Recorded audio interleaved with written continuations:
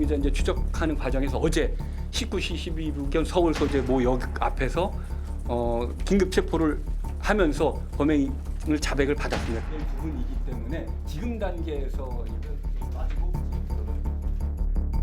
법인 혹시 인정하시나요? 피해자랑 관계 어떻게 되나요? 유족한테 하실 말씀 있으세요? 피해자한테 하고 싶은 말 없습니까? 마지막으로 좀 하고 싶은 말 있으세요? 피해자한테 하고 싶은 말 없나요?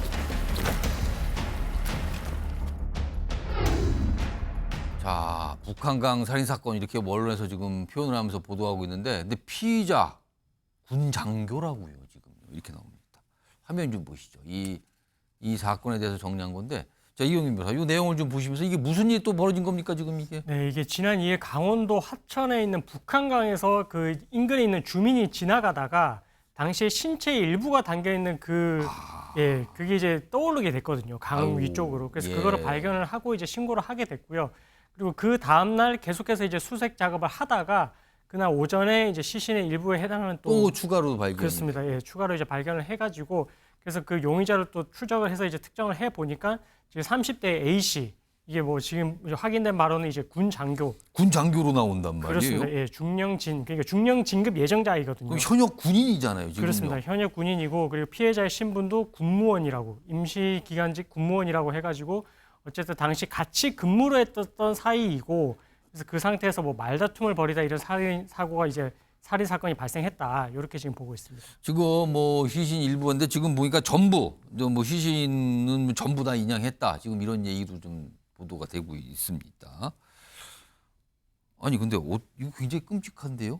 이게 그러면 이른바 이게 이른바 우리가 표현한 그 토막 사건입니까? 그럼 이게? 그렇습니다. 이게 지금 어쨌든 살인을 하고 나서 예. 이 사체를 바로 처리를 한 게 아니라 그날 밤에 이 사체에 대해서 어쨌든 이제 사체 손괴를 했고요. 손괴를 하고 나서 그 다음 날 지금 또 이제 원래 사고가 발생을 했던 건 과천입니다. 경기도 과천. 과천에서 발생을 했는데 이거를 강원도 하천에 있는 그 북한강까지 또 간 거거든요. 일을 저지른 거는 다른 곳인데 그렇습니다. 시신을 훼손하고 그거를 유기라고 그러죠. 그거는 또 그렇습니다. 예. 화천까지 가서 했다고요? 하천까지 또 가서 했는데 그게 이제 거리도 상당히 먼데 그래서 이제 확인을 해 보니까 이 북한강 부근에서 이제 근무를 10년 전에 했다라고 하고 있습니다. 그 지역을 알고 있다는 거네요. 그렇습니다. 누구보다도 그 지역에 대해서 잘 알았을 것이고 그랬기 때문에 이 시신이 담겨 있는 그 봉투에 또 돌을 넣었다라고 하거든요.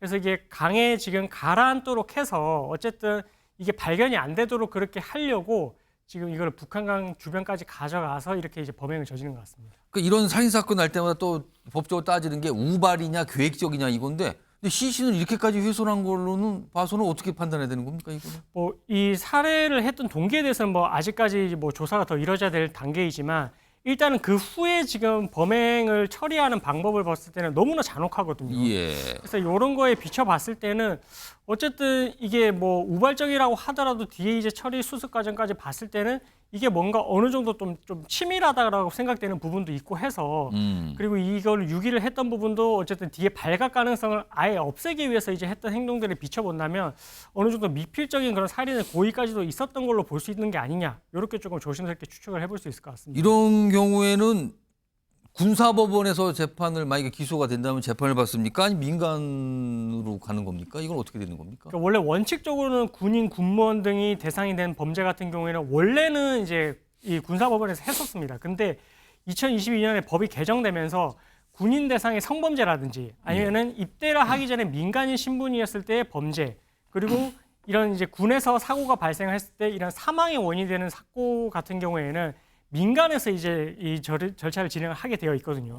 그래서 수사와 재판 자체를 이 재판권의 관할 자체가 지금 민간에 있기 때문에 이거는 이제 일반 지금 우리 민간 경찰들이 이제 진행을 하게 될 것이고, 예. 그다음에 재판 자체도 이제 민간 군사법원이 아니라 민간 법원에서 일반 법원에서 이제 진행을 해가지고 아마 이 사건에 대해서는 뭐 결과가 나올 것 같습니다.